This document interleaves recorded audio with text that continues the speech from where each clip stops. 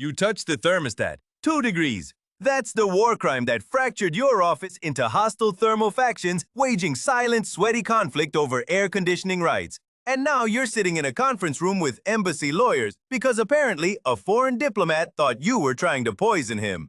Congratulations, you absolute genius. The office manager had left a duct-taped warning sign on the wall-mounted thermostat that read, "Do not adjust, final warning," in angry red marker. But you peeled it off anyway, because you were sweating through your dress shirt and the tropical sauna atmosphere was making your keyboard slippery. You cranked the dial down exactly 2 degrees, just enough to feel human again, just enough to shatter the fragile peace treaty between the perpetually sweating floor staff and the aggressively layered, cold-blooded executives who wore scarves indoors like they were preparing for an Arctic expedition. The immediate icy gust that blasted from the overhead vents carried the unmistakable scent of musty air and betrayal, instantly causing 3 separate employees to violently shiver and loudly retrieve heavily insulated parkas from their cubicles while shooting accusatory glares in every direction. You knew the witch hunt was coming, so you grabbed a thick wool sweater from your bag and loudly complained about the sudden chill to blend in with the freezing faction, hoping to disappear into their ranks and avoid suspicion. Brilliant plan, except you were simultaneously sweating profusely through your collar, creating visible dark patches that spread across your dress shirt like a guilty confession. And the fact that you were now wearing a heavy sweater while dripping sweat immediately outed you as the thermal saboteur to anyone with functioning eyeballs. The senior project manager stared at you from across the cubicle wall with the kind of cold, knowing fury usually reserved for people who microwave fish in the break room. And you realized in that moment that your cover story had collapsed before it even began. The cold-blooded faction retaliated within minutes by aiming 5 synchronized space heaters directly at the central thermostat sensor, creating a localized desert microclimate that tricked the main HVAC system into thinking the entire office was 100 degrees and shutting off the cooling entirely.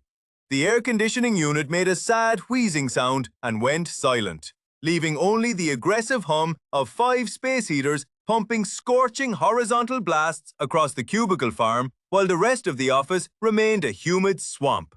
The intern, caught completely in the crossfire of freezing downdrafts and scorching heat waves, slowly rotated in his swivel chair like a deranged rotisserie chicken, trying to find a stable thermal equilibrium, his face cycling between pale and flushed every 30 seconds. The psychological warfare escalated so fast that nobody even pretended to work anymore. Everyone was just glaring at thermometers and adjusting layers like they were preparing for battle, and the tension in the air was thicker than the humidity. You tried to sneak back to the thermostat to adjust it again, hoping to broker some kind of middle ground, but the project manager blocked your path and hissed that if you touched it one more time, she would personally report you to building management for safety violations.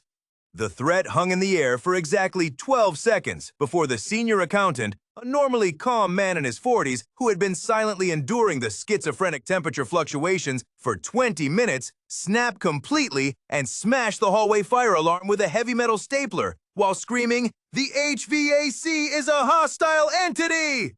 loud enough to be heard on 3 floors.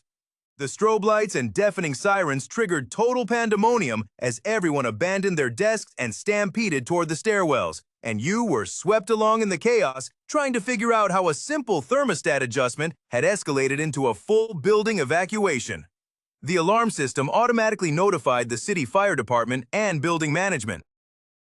And within 4 minutes, a safety inspector breached the stairwell wearing a bright yellow vest and carrying a clipboard, demanding to know who pulled the alarm and why. The senior accountant, still gripping the stapler, pointed directly at you and shrieked that you had started a thermal civil war by tampering with the HVAC system, and the inspector's eyes locked onto you with the kind of professional suspicion that makes your stomach drop.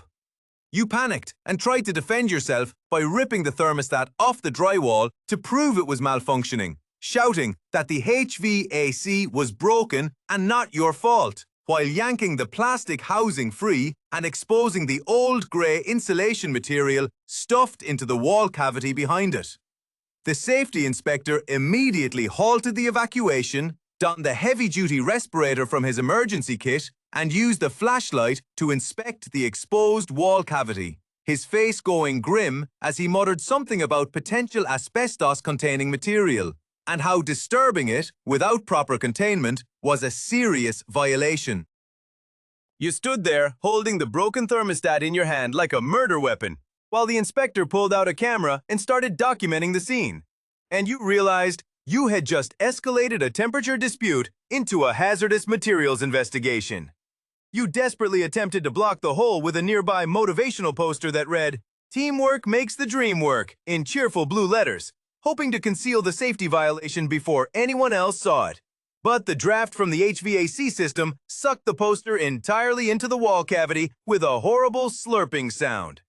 The inspector stared at the empty space where the poster had been, then stared at you, then wrote something on his clipboard that looked very long and very expensive.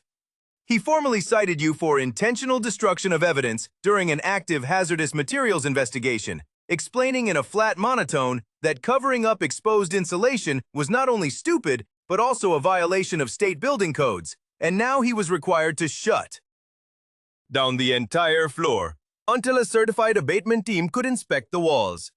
2 floors down, a visiting foreign diplomat from a highly volatile nation felt the sudden temperature drop and the chaos of the fire alarm and immediately assumed it was a deliberate health hazard, possibly even a targeted attack.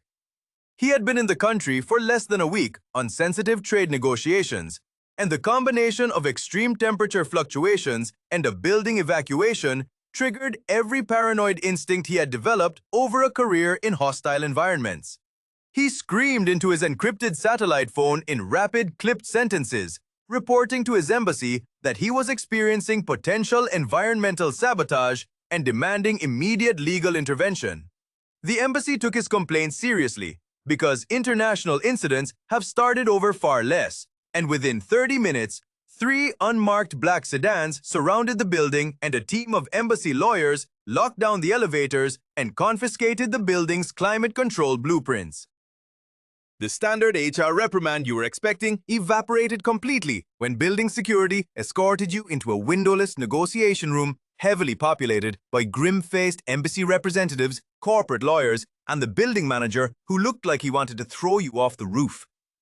You sat at a long table under fluorescent lights, while a translator explained in exhaustive detail that the diplomat believed the HVAC tampering had created a health hazard, and his government was now demanding a formal investigation into whether your actions constituted negligence or deliberate harm. You tried to explain that you had only adjusted the temperature by 2 degrees because you were hot, but the lead embassy lawyer interrupted you and said that intent was irrelevant when the outcome included potential asbestos exposure and a fire alarm evacuation. The psychological torment of the standoff finally broke you around 4 in the morning after hours of translated legal threats and increasingly absurd demands for compensation. And you agreed to sign whatever document they put in front of you, just to make it stop. The company's legal team, desperate to avoid an international incident, and the public relations nightmare of a foreign government filing complaints against them, drafted a comprehensive, legally binding agreement that strictly governed the exact ambient temperature of your specific cubicle sector and stripped you of any right to adjust climate controls for the remainder of your employment.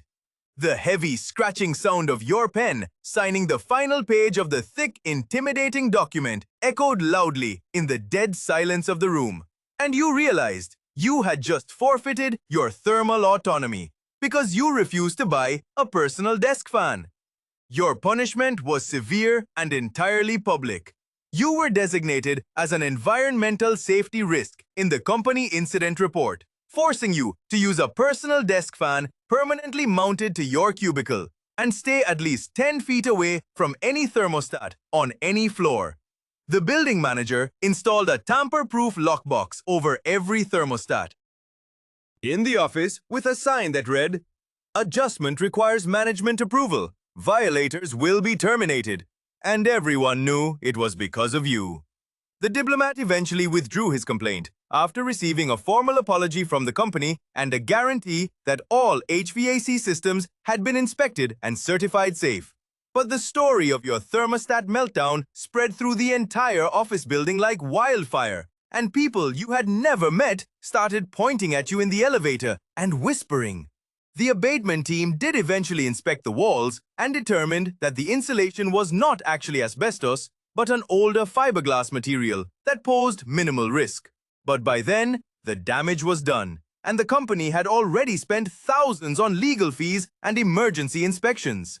You nearly started an embassy incident because you refused to tolerate a slightly warm office. And now, you're permanently banned from touching climate controls while a tiny plastic fan whirs on your desk as a daily reminder of your thermal crimes. What exactly is your breaking point for office temperature? And how far would you go before you'd risk international paperwork over it? Tell us your thermal confession in the comments, and maybe hit the like button before a foreign diplomat complains about your fridge.